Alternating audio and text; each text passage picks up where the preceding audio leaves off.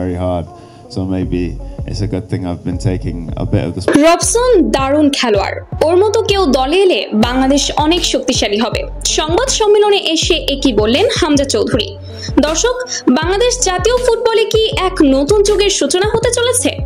দেশের ফুটবল প্রেমীদের মনে এমন প্রশ্ন জাগিয়েছেন দুই বড় তারকা রবসন রবিনহো ও হামজা চৌধুরী। সাম্প্রতিক এক সংবাদ সম্মেলনে হামজা চৌধুরী স্পষ্টভাবেই জানিয়েছেন, বাংলাদেশ দলে রবিনহোর যোগদান হলে তা হবে বিশাল শক্তির সংযোজন। 2020-21 মৌসুমে বসুন্ধরা কিংসের হয়ে বাংলাদেশের ঘরোয়া ফুটবলে পা রাখেন রবসন রবিনহো। অল্প সময়ের মধ্যে নিজের কারিশমা, স্কিল এবং মাঠের নেতৃত্ব গুণ দিয়ে হয়ে ওঠেন দলের মূল স্তম্ভ। গত মৌসুমে তার চুক্তির মেয়াদ শেষ হলেও তিনি রয়ে গেছেন বাংলাদেশের দর্শকদের হৃদয়ে।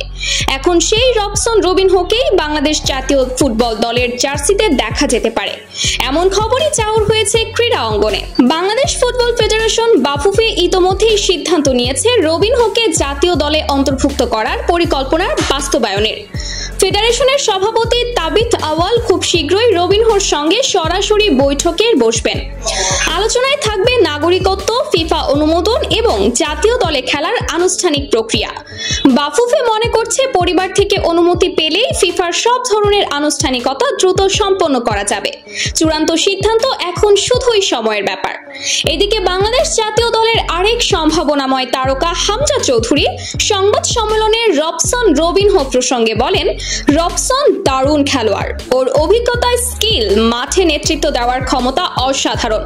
ওর মতো একজন খেলোয়াড় যদি আমাদের দলে যুক্ত হয় তাহলে নিঃসন্দেহে বাংলাদেশ জাতীয় দল আরো শক্তিশালী হবে। আমি ব্যক্তিগতভাবে খুবই খুশি হব যদি ও আমাদের সঙ্গে খেলতে আসে।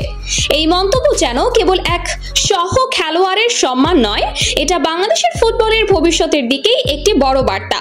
তো দর্শক, রবসন রবিনহোকে নিয়ে হামজা চৌধুরীর এমন মন্তব্য আপনারা কেমন চোখে দেখছেন তা অবশ্যই জানাবেন ভিডিওর কমেন্ট বক্সে।